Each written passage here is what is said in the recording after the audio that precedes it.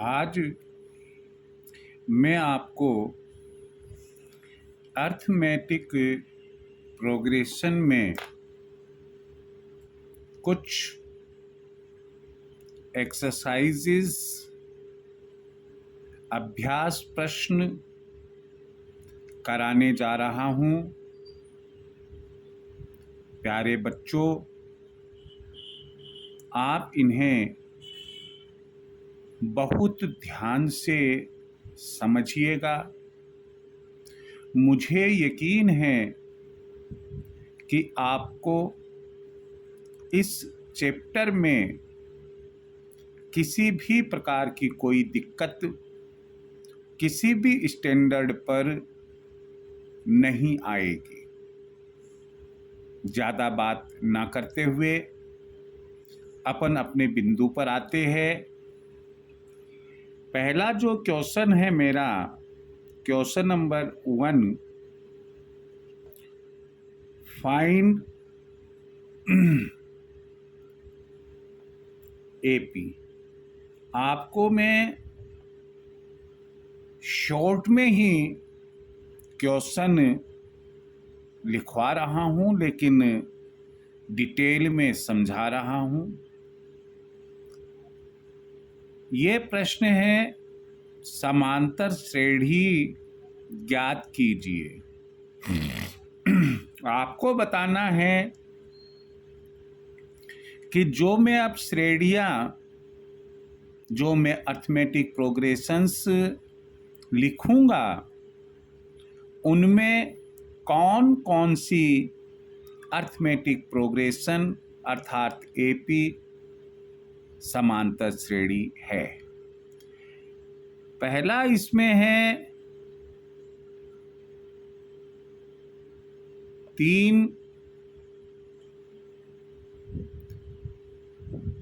सही 1/2, 4 सही 1/2 और इसी प्रकार से। दूसरी श्रेणी है अपनी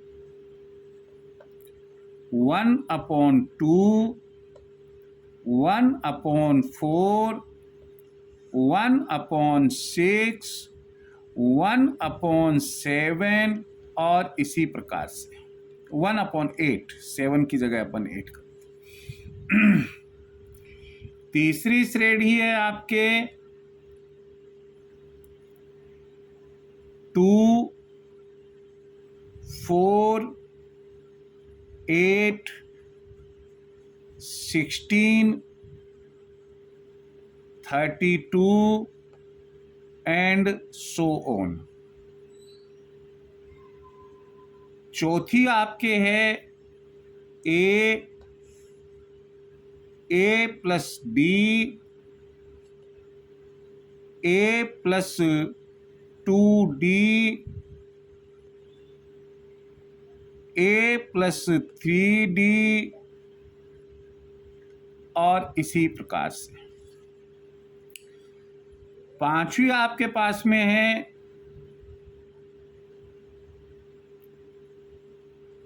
4, 9/2, 10,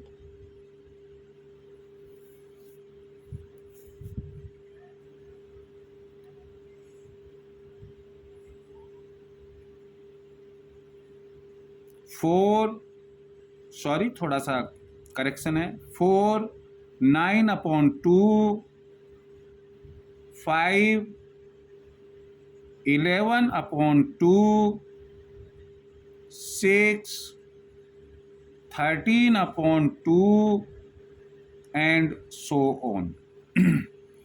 इन दी गई श्रेणियों में आपको यह बताना है कि अर्थमेटिक प्रोग्रेशन कौन कौन सी है। अर्थमेटिक प्रोग्रेशन की पहचान मैंने आपको बताई कि इसमें सार्व अंतर लगातार दो बिंदुओं का, दो पदों का पूरी श्रेणी में समान समान समान होता है। नोट हम लगा सकते हैं आप अपने परीक्षा के समय ध्यान रखने के लिए कि जब दी गई श्रेणी में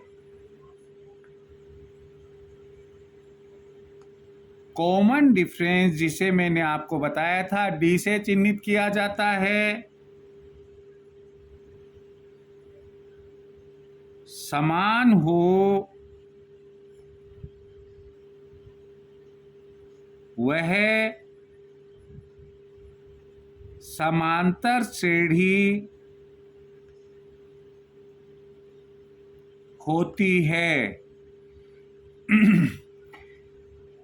हम पहले क्वेश्चन के पहले पार्ट पर आते हैं। हमने यहाँ देखा कि 3 के बाद 3 सही 1/2 दिया है। अगर हम सेकंड टर्म में से फर्स्ट टर्म को घटाते हैं तो हमारे पास में d 1/2 आ जाता है। ठीक ऐसे ही यदि हम थर्ड टर्म में से सेकंड टर्म को घटाते हैं तो d हमारे पास 1/2 आ जाता है। फोर्थ टर्म में से थर्ड टर्म को घटाते हैं तो d हमारे पास में 1/2 आ जाता है। इस प्रकार हमने देखा कि इस श्रेणी में लगातार आने वाले दो पदों के मध्य कॉमन डिफरेंस पूरी श्रेणी में समान है। हम कह सकते हैं कि यह एक अर्थमेटिक प्रोग्रेशन है। दूसरी वाली में हमने देखा यदि हम 1/4 में से 1/2 को माइनस करते हैं तो d जितना आता है वह 1/6 में से 1/4 को माइनस करने पर नहीं आएगा। यहाँ हम संक्षेप में भी कुछ बातें करेंगे, क्यों कि जब हम YouTube से कोई लेक्चर देख रहे या सुन रहे होते हैं तो ऐसी परिस्थिति में हमें यह भी ध्यान में रखना होता है कि बच्चों को कम से कम समय में अधिक से अधिक बातों की जानकारी दी जाए। मैं आपको बता दूं कि यह एक एपी तो नहीं है, लेकिन जब आप आगे कभी भी पढ़ेंगे तो आप ये पाएंगे कि इस सीरीज को यदि हम उलट दें, 1/2 को 2, 1/4 को 4, 1/6 को 6, 1/8 को 8 लिख दे तो यह एक अर्थमेटिक प्रोग्रेशन बन जाती है। ऐसी स्थिति जब किसी श्रेणी की होती है तो उस श्रेणी को हम हार्मोनिक प्रोग्रेशन अर्थात हरात्मक श्रेणी कहते हैं, जिसका अभी हम आपको अध्ययन नहीं करवा रहे हैं।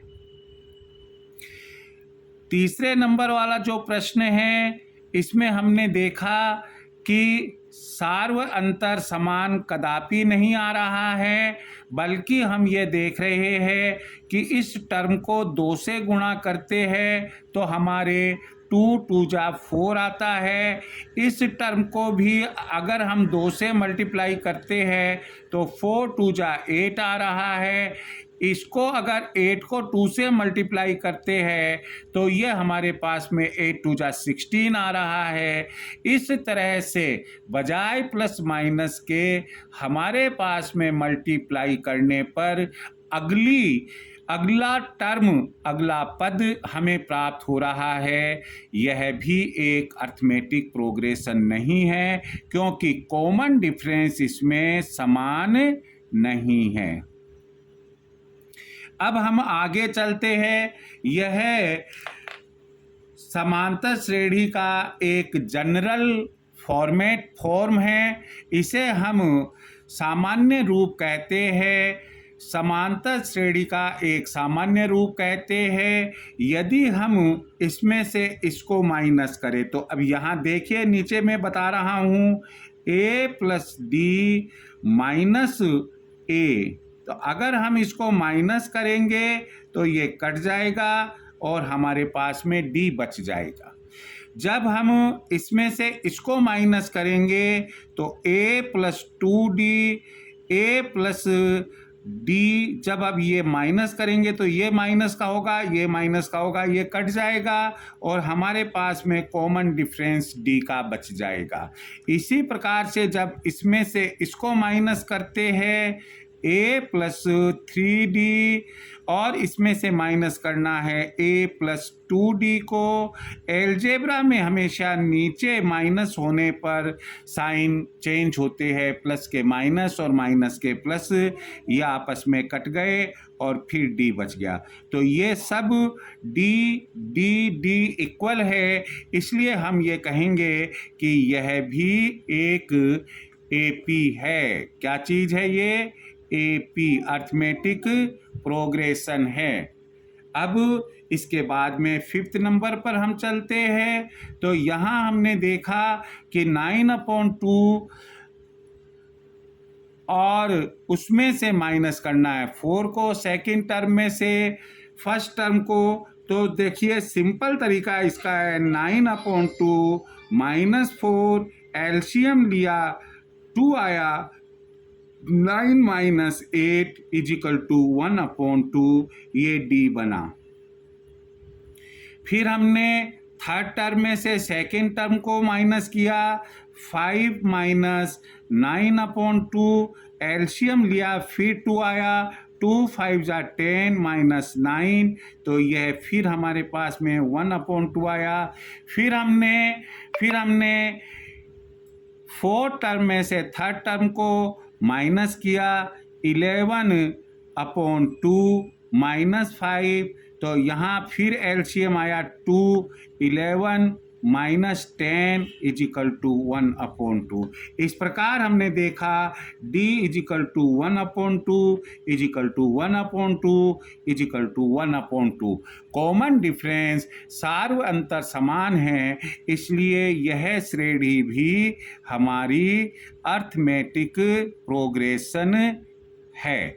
तो आपको मैंने यह जानकारी अभी इस लेक्चर में दी कि किस श्रेणी को कब हम अर्थमेटिक प्रोग्रेशन कहेंगे, समांतर श्रेणी कहेंगे, उसकी क्या पहचान है। यहाँ मैंने आपको एक नोट लगाकर भी बताया है।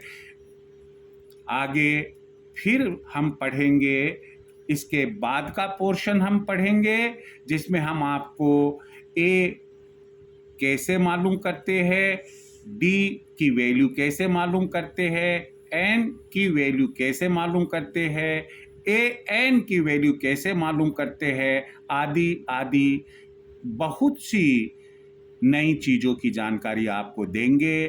Thank you very much.